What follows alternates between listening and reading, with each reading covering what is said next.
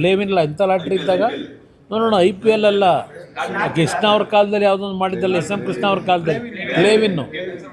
ಆ ಪ್ಲೇವಿನ್ ಲಾಟ್ರಿ ಆಗ ನಡೀತಿತ್ತಲ್ಲ, ಸಾಯಂಕಾಲ ಒಂದು ಕಡೆ ಹೆಂಡದಂಗಡಿ ಮುಂದೆ ನಿಂತ್ಕೊಳ್ಳೋರು, ಇನ್ನೊಂದು ಕಡೆ ಸಾಯಂಕಾಲ 6 ಗಂಟೆ ಆಯಿತು ಅಂದರೆ ಪ್ಲೇವಿನ್ ಶಾಪ್ ಮುಂದೆ ಇದು ಏನು ದೊಡ್ಡ ಗುಂಪುಗಳೇ ನಿಂತಿರೋದಲ್ಲ.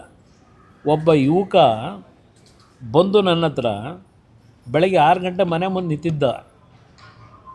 ಕರೆಸ್ದೆ, ಒಳಗಡೆ ಪೇಪರ್ ಓದ್ತಾ ಕೂತಿದ್ದ, ನೋಡಿದೆ ಮೇಲ್ಗಡೆ ಕಿಟಕಿಯಿಂದ. ಕರೆಸ್ಕೊಂಡು ಏನಪ್ಪ ಯಾಕೋ ನಿಂತಿದ್ಯಾ ಅಲ್ಲಿ ಅಂತ ಕೇಳಿದ್ರೆ ಹೇಳ್ತಾನೆ, ಆ ಪ್ಲೇವಿನ್ ವ್ಯಾಮೋಹಕ್ಕೆ ಒಳಗಾಗಿ 2 ಲಕ್ಷ ಸಾಲ ಮಾಡಿದ್ದೀನಿ, ಇವತ್ತಿನ ಸಾಲ ತೀರಿಸ್ತಿದ್ರೆ ನಮ್ಮ ಕುಟುಂಬ ಸಂಪೂರ್ಣವಾಗಿ ಸೂಸೈಡ್ ಮಾಡ್ಕೋಬೇಕು ಅಂತಿದ್ದೀವಿ, ಕೊನೆ ಅಂತ ನಿನ್ನ ಹತ್ರ ಬಂದಿದ್ದೀನಿ ಅಂತಾನೆ. ಅದರ ಮೇಲೆ ಈ ರಾಜ್ಯದಲ್ಲಿ ಎಲ್ಲ ಲಾಟ್ರಿನ ನಿಷೇಧ ಮಾಡಬೇಕು ಅಂತ ತೀರ್ಮಾನ ಮಾಡಿದೆ. ನನ್ನ ಮೇಲೆ ಅವತ್ತು ಬಂದಂಥ ಒತ್ತಡ